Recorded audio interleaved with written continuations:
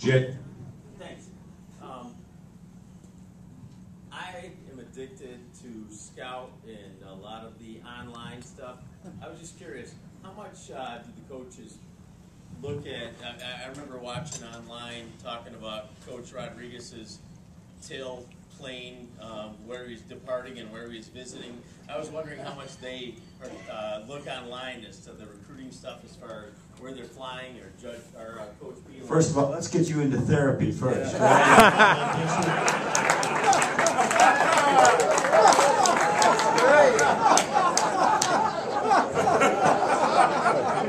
Well, I understand that because it's the first thing, it's incredible. We used to sit there with the newspaper in the morning and read the sports, and now I found myself clicking on it the other morning, and all of a sudden I was worried about every recruit we had, about what he was saying and what he was doing. If you knew, and I said there's some tremendous guys out there that rate these kids, and there's some tremendous guys out there that really have the full scoop. For every one of those, there's a guy that he saw a guy run past his house, and he gave him a 4+. It's hard for us to believe when I'll sit and watch a kid for days and days and not know whether he fits playing our level, but they virtually saw him for an hour. So you can put some stock in it, really. You can put some stock in it because there is some. Rich and I both get the names more from it, but then we make the final calls when we do that. But work on it. You're going to work on that. Listen, for 1 week, right? No scout work. Just 1 week. See if you can do it. Andrew. For Coach Rodriguez, has anyone stuck out so far this year in spring training? Well, in spring practice, everybody says, well, who's your favorite player? Who did well? And those of you all that have children know that's the same way. Like, who's your favorite son or daughter? You love them all as much as you can. So there's not really one guy that will stand out. The thing that I'm looking for more than anything is the 13 seniors we have, will we have great leadership? And those are the 13 seniors, Zoltan Mesko and Stevie Brown and Brandon Graham and Mark Ortman and Brandon Miner, all those guys have to have great years for us. And they're not a big class. Those are the guys I'm most proud of this spring. I mean, they're really starting to take hold of that leadership. Coach Bars tells me they're doing the same thing this summer, and I'm looking for all 13 of those to have a great season. If every one of our seniors has a great year, all right, everybody's going to be happy. Just so you know, Andrew is Greg Molson from Channel 12. That's his son who asked that question. Probably, Greg, was that as good of a question as you've asked him earlier?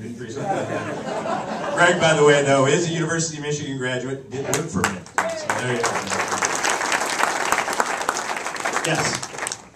Mr. Rodriguez, we all know you win with eliminating turnovers and defense. So could you go over the defense? I'm a little concerned with the defensive depth in the line and the linebackers and the defensive guys. Yeah, I don't know if we'll be as deep. The question was about our defense. I don't know if we'll be as deep, experience-wise, as we would like to be, and probably not going to be as deep, experience-wise, at any position. If we do our job as coaches in 2 or 3 years from now, you won't see that many freshmen playing as there are now. There'll be seniors and juniors playing with a handful of young guys sprinkled in. But I think our defense will be fine. Like I said, Greg Robinson is a great addition. But I have 3 other coaches on defense. They've all been college coordinators. They're all good teachers.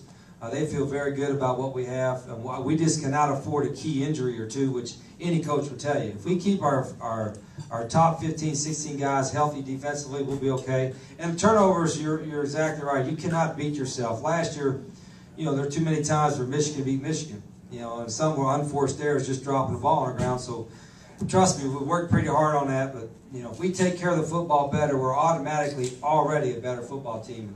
Everybody says you win with defense and turnovers. You win with it all. You win with defense, offense, special teams, turnovers.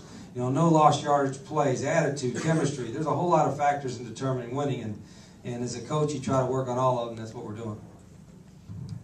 Okay, a couple more questions, and we're going to get the coach back. Oh, there you go. Coach Belon, I actually had the chance to talk to you last year, and you told me in the offseason you were working on the team shooting. And I was amazed at how much better we shot the ball this year. So I was hoping you each could give me a couple subtle points that might be the nuances that I can look forward to next year that I could say this is what they improved on from last year. You know, our shooting improved because we got better shooters. And what I told you, there was a reason why we were such a good rebounding team. If you miss a lot, there's going to be more rebounds. There's no question. So, but no, I think it's another year of kids. First of all, they all look good in the gym when they're by themselves. But now you get into the Big Ten defense. And the hand's a little higher, and the defense is a little quicker, and the shooting will go down. I think it's a matter of experience that there wasn't any magic formula that we worked with them on. It's just a matter of experience and experience. But then you take the two Indiana kids, and they could really shoot it. Lavelle Lucas Perry could really shoot it. They both hit the Big Ten. All three of them hit the Big Ten, and they weren't such good shooters for a month. Then down the stretch when we needed them, they were. But that will be a thing. Will always be a constant. That will always try and have as many shooters as we can out there as possible. Rich is a basketball player. He only shot the ball when he had it. I saw him play. When he had it, it was the only time he shot it. I always believe you miss 100% of the shots you don't take, right, Greg? So, in fact, the true secret, and John's being modest, he has his own basketball called the Beeline ball. And it has a thing that checks on rotation or something like that. And I got one for my son for $19.95.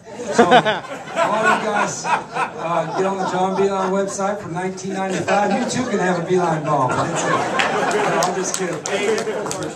Paid infomercial. But John is a terrific teacher of how to shoot. It is a lost skill sometimes. And so I think it's fun. When you watch his guys, you don't have the opportunity to watch them practice. I have. It's quite something how he teaches them. So that's pretty special. Now, if he could teach my guys how to hold on to the ball, it would be okay. Okay, last question. Last question. Okay.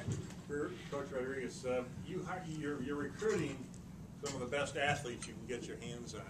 Many of them were position stars in high school, and you bring them in and they're competing with people that were the same position, and then you decide you want to move them around. How do you deal with the egos on something? That's a good question. So how do you deal with the egos with these guys? And John does the same thing. They're so much more built up now. You know, I would hate to see what Rick Leach's star rating was. He would have been way up there, and Coach Hanlon would have had an even tougher job, with Coach Schembecker. But I think what you do now is when you get them and you appeal to their competitiveness. There's too many times nowadays. I'll give you an example. When we recruited quarterbacks last year, everybody worried about the guy that decommits. I said, we don't ever worry about the guys that don't play for Michigan, right? You only worry about the ones that play for you. Don't worry about somebody that plays for someone else. Worry about your guys. Well, the quarterbacks that came to Michigan, all right, were the guys that wanted to come to camp and work out. I had one quarterback that wanted to be committed to Michigan, but he didn't want to come work out. And I was like, what do you got to hide? And then I had the other one from San Diego say, Coach, I'll throw for 5 hours. And he did. And then he wanted to come back and throw for 5 more. And he wasn't worried about who else we were recruiting. When we recruited Denard Robbins from Florida, he said, Coach, I don't care who else you have. I want to go and compete. So when you get that competitiveness in each athlete, then you're going to be okay. And then when you get them on campus, it's the same way as coaches and fans and all that. You try to teach them that they're all part of something bigger than themselves. The University of Michigan, our football program, is bigger than Rich Rodriguez. It's bigger than Brandon Graham. It's bigger than Rick Leach. It's bigger than all of us. And every one of our young men have to realize they're part of something bigger than themselves and buy into that team part. And when you do that, then you have a team. One thing I a little bit know, and I've read, trust me, I've gotten every Michigan book ever written in the last 35 years, and I've got 5 of each. And I've got more since the season was over. And I've read most of them. But it's always been about the team. It's always been about the team. The team, the team, the team. And that's a hard lesson in today's society for young men sometimes to understand. With God help you, recruiting services, all that kind of stuff. They build these kids up. If you can get the ones that understand the team first, you got exactly what you want in building a championship program. That's what we're all challenged with. That's what we're all trying to do. All right, thank you, gentlemen.